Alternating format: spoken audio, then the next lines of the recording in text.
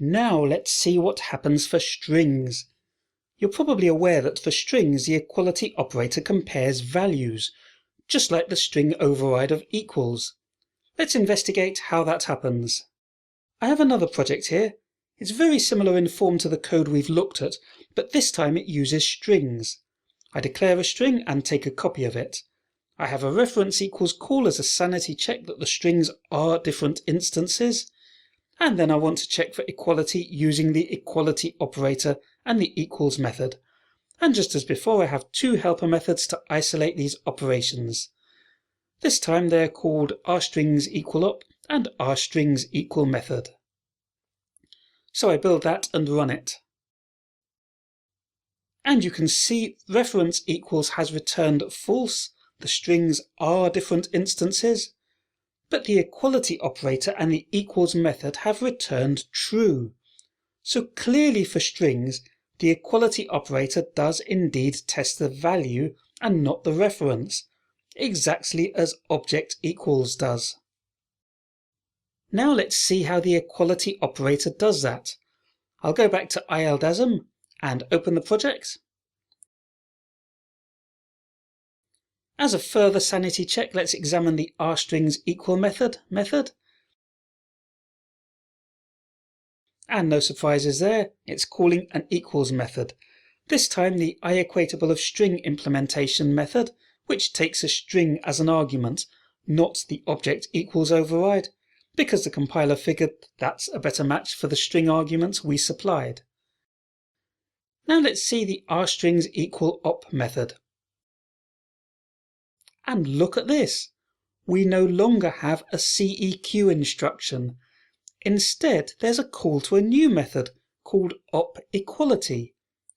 We've not seen a method with that name before. What is it? Well, the answer is it's an overload of the C# equality operator. In C#, when you define a type, it's possible to overload the equality operator for that type using code like this. You declare the operator overload just as if it's a static method, but the name of the method is operator equals. And the similarity in the C# source code with declaring a static method is not a coincidence.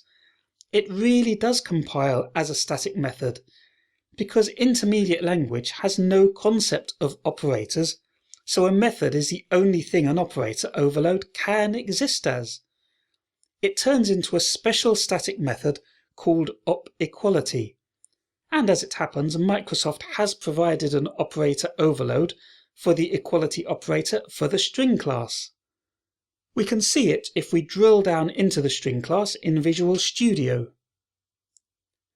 There it is, along with the inequality operator not equals, which works exactly the same way.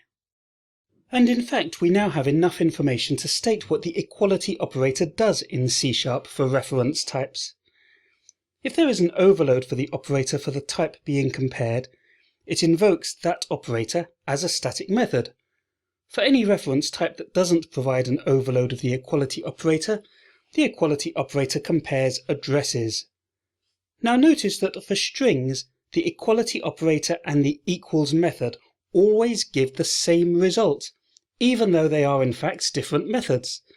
They give the same result because it happens that Microsoft made sure they do the same thing, but there's nothing in .NET that forces that. So that's an important principle we need to remember when we start coding our own equals overrides in the next module.